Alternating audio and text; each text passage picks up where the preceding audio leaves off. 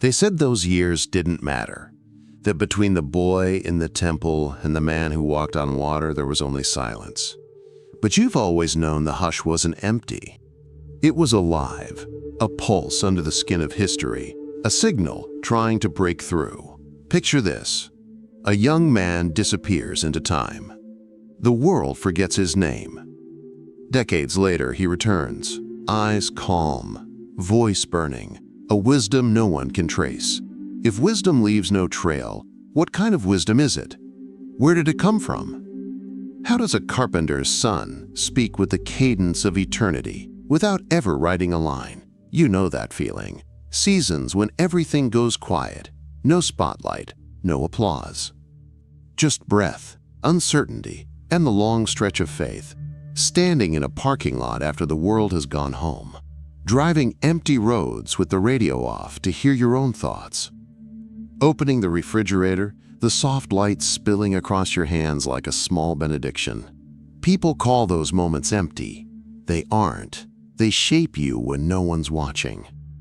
They called it the lost years of Jesus. Stay with the feeling. Watch how that name begins to fall apart. What if those lost years weren't a gap at all, but a forge? What if the quiet did the heavy lifting, sanding off what wasn't true, pressing memory back into the soul? Quietly, relentlessly. The same fire that moved through deserts and hidden rooms still moves now. Not above you, within you. The inner kingdom is not a metaphor, it is a direction. Listen closely. The hush begins to speak, not in sentences, in recognition. A remembering you feel more than explain. Maybe the years they called lost were never lost. Maybe they were the years that taught him and you how to carry light without noise. Stay with me. In a moment, we'll walk the roads they erased, and the road you've been avoiding. First step, name the question that won't leave you. Every sacred life begins with a disappearance. Moses vanished into the wilderness. Elijah fled to the caves. Even the stars, before they shine, spend ages hidden in dust. So why should it surprise us that the Son of Man too stepped into obscurity before stepping into eternity? The space between what was known and what would be remembered, that's where transformation begins. Picture it. A young man leaving Nazareth before the world awakens. The air still cool, the horizon bruised with first light. No followers, no miracles, only stillness, and a question burning in his chest. Who am I when no one is watching? That same question hums beneath your own life. Because every soul that seeks truth must one day walk away from what is familiar. It isn't exile, it's entry. Not punishment. Precision. They called those the lost years, as if truth could be misplaced. But what if they were the years of remembrance, the time when Jesus walked not through cities, but through thresholds of consciousness, when he began to remember not who he was told to be, but what he had always been, light hidden in clay, eternity wearing time like a robe. Maybe that's the same invitation you've been feeling, to stop searching for meaning in the noise and start listening to the spaces in between. Because the threshold doesn't punish, it refines. It strips away the false until only essence remains. And the longer you stay, the clearer the echoes become. The same quiet voice that shaped him is shaping you. This isn't theory. This is the path to the inner kingdom most people step over. But here's the part most overlook. When light grows stronger, so does its shadow. Every awakening summons its resistance. The more you remember who you are, the louder the world becomes, trying to pull you back into forgetting. Doubt rises. Fear whispers. Comfort calls itself truth. If comfort has to rename itself to survive, it's not truth. Yet these tensions are not failure. They're confirmation you've stepped onto holy ground. The threshold tests not to break you, but to show what doesn't break. In that silence, you learn which voices are yours, and which were only echoes from someone else's story. Somewhere between the stillness of Nazareth and the fire of Galilee, something shifted. The boy became the vessel. The voice became the word. The ordinary became the bridge. So ask yourself, what wilderness are you walking through right now? And what if the map out of your wilderness is hidden in the very places they told you not to look? And what if the first mark on that map is a door inside your chest? History records what it can count. But truth travels differently. It moves by resonance, not ink. It leaves fingerprints in dreams, in memory, in the sudden quiet that turns you inward. Somewhere beyond the borders of empire, a young seeker was walking between worlds. Egypt's sands. High passes that thin the breath. Shorelines where old stones remember what people forget. Each place a mirror. Each mirror whispering the same thing. The light of God cannot be contained by maps. Picture him beneath columns, older than kings. Incense drifting. Torchlight wavering where myth and memory blur. Priests moving like shadows through corridors of smoke and gold. He learns what no temple can say outright. Divinity isn't a throne above, it's a current within. He listens not to words, to vibration, the hidden hum of the eternal name under every language. Not a lesson, a signal. Then eastward, the road opens, the air thins, mountains replace monuments. Sages speak of cause and consequence, of awakening, of the self that isn't a cage. He recognizes the melody before the sentences arrive, not collecting teachings like trinkets, not collection, convergence, remembering himself in every face of God, shards of the same mirror, compassion, clarity, stillness beyond wanting, not tourism, transmission. Near the Dead Sea, an austere brotherhood washes in cold water and watches their thoughts. He sees the baptism beneath the ritual, not the body descending, the mind unbinding.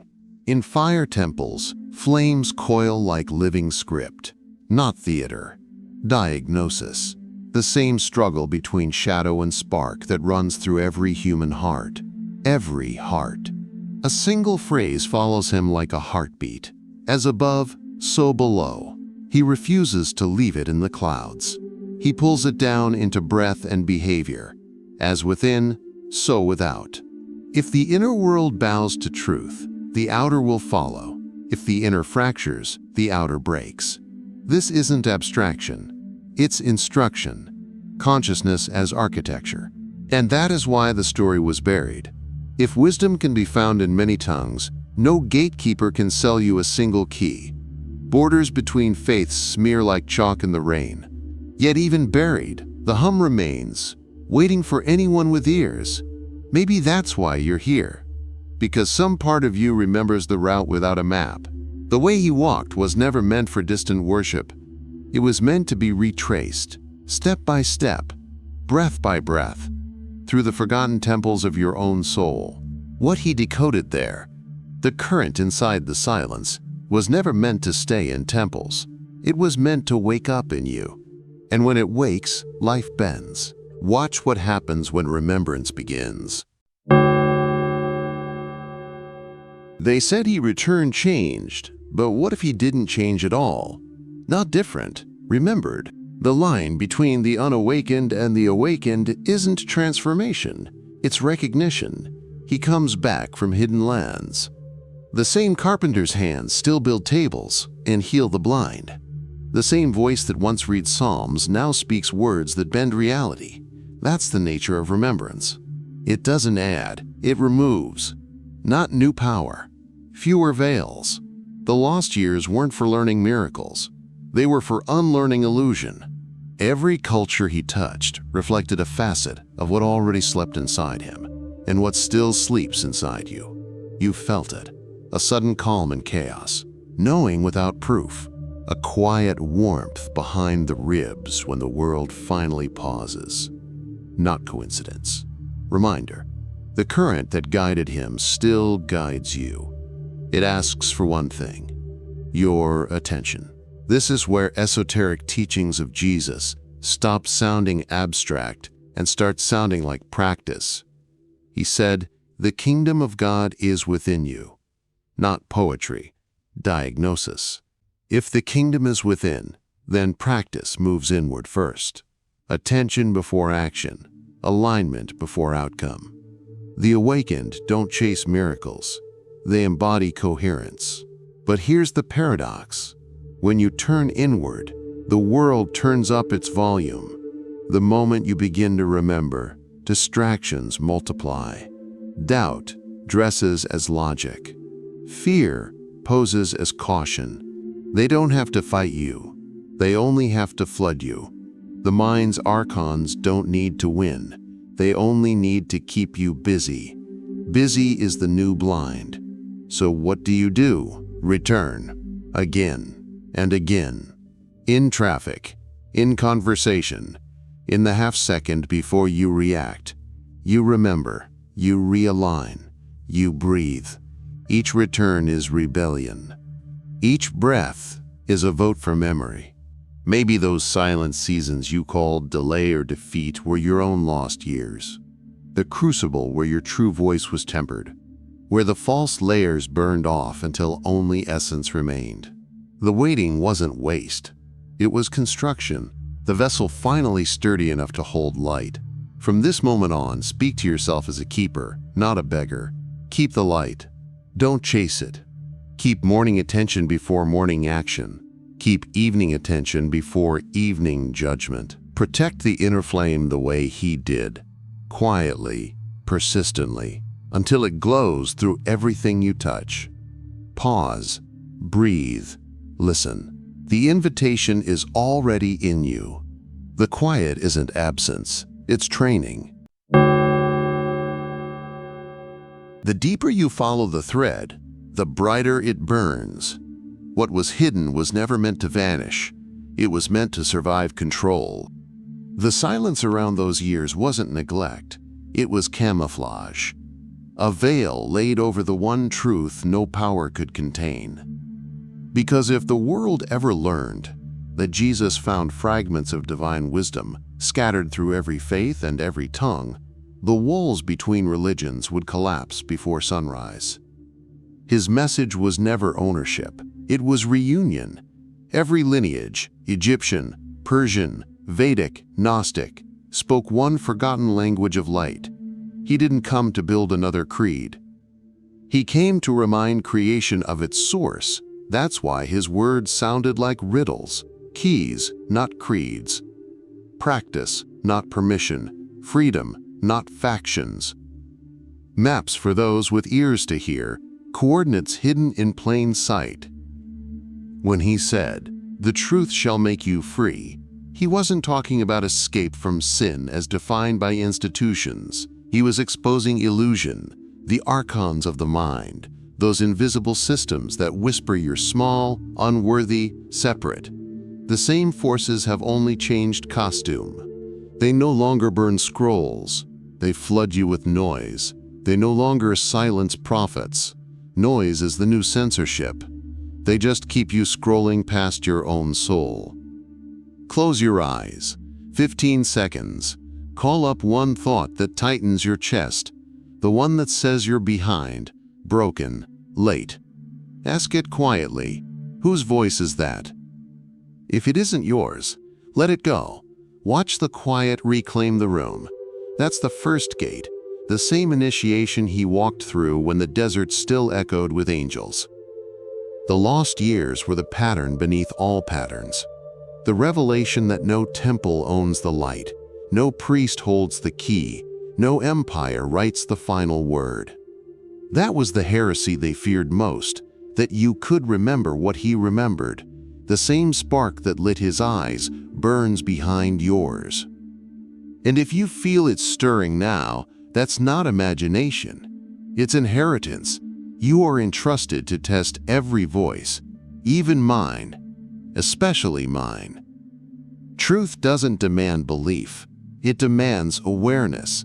Call it Gnostic Christianity, inner kingdom practice. The code reads you either way. Here's the paradox they could never bury.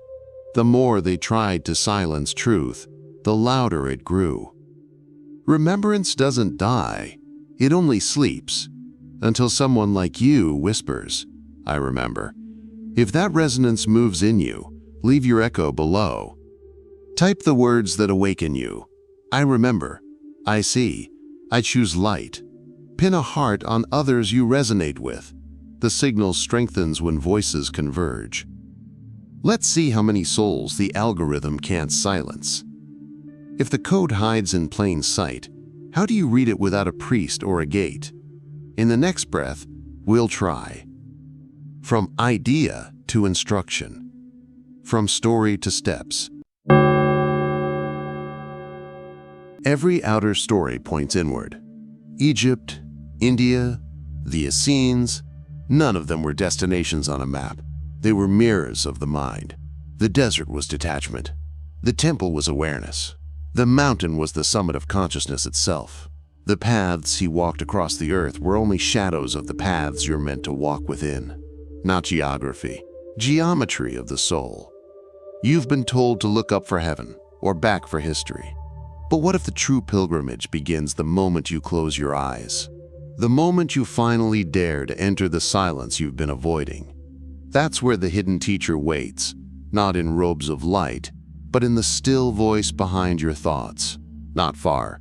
Under the noise, take a breath, slow. Again, notice the space between inhale and exhale. That small pause, that's the sacred threshold. In that pause, eternity hides. Now, touch your sternum with 2 fingers. Whisper, "I'm here." Feel your body answer back. 10 seconds. Nothing mystical, just presence. This is how remembrance begins. Not by seeking more, but by being still enough to hear what's always been speaking. He once said, when you make the two one, when you make the inner as the outer, and the outer as the inner, then you will enter the kingdom. Those weren't riddles for scholars. They were blueprints for awakening. It means, don't let the inside say one thing while the outside does another. When the two finally align, the door opens. Name one split between inside and outside. Say it aloud. I bring these into one. Maybe your silence was never punishment. It was initiation. Every unanswered prayer, every long night when nothing seemed to move, those were the temples where your soul was learning to listen. The stillness that once felt empty was actually shaping you, building the bridge between knowing and being. You don't have to cross deserts or seas to find the divine. You only have to remember what you already carry. Because remembrance itself is the miracle. The moment the seeker realizes they were never chasing God, God was waiting for them to stop running. This is spiritual awakening by alignment, not by performance. And now it's your turn to answer. Beneath this video, write one line, not to me, but to yourself. I remember. Each I remember is a brick of light. Together, you're building a corridor others can walk through, a living cathedral of remembrance rising from your words. Let this be your echo across the silence, your signal to the light that you are awake again. One spark is a moment, 1,000 sparks is a movement. Every revelation ends where it began, not in stillness, but in clarity. The kind that comes after rain, when the air finally settles and you can see farther than before. The same quiet that held him in the desert now surrounds you. The same flame that rose behind his eyes trembles behind yours. Breathe slowly. Feel it, the pulse of something ancient, remembering itself through you. This is the secret no empire could bury. You were never meant to watch from the sidelines. You were meant to continue the story. Every time you forgive when it's easier to hate, every time you choose truth over comfort, you walk the same invisible path he walked. His lost years were not lost. They were a blueprint, the pattern for your own awakening. Now whisper it softly. I remember who I am. Once for what has passed, once for what is, once for what waits beyond. Let it hum through your ribs until it stops being prayer and starts being proof. The kingdoms of the world will rise and fall, but the inner kingdom never moves. It waits, beneath noise, beneath fear, beneath forgetting, for your return. Step back into that chamber of the heart, where fire becomes word and word becomes movement. Leave with an ember in your sleeve. Warm every room you enter. The silence was never empty. It was instruction. The lost years were never gone. They were reflection, teaching you how to carry light without needing permission, how to move as one entrusted, not one waiting to be chosen. Now speak the mantra threefold. I remember, I align, I act. Light in me, light through me, light for us. If this helped you remember, press like, so this light reaches others. Subscribe to keep the practice alive each week. Walk forward, not as one seeking truth, but as one carrying it. The journey that began in the desert ends here, in your remembrance. And the kingdom that was hidden now remembers itself through you.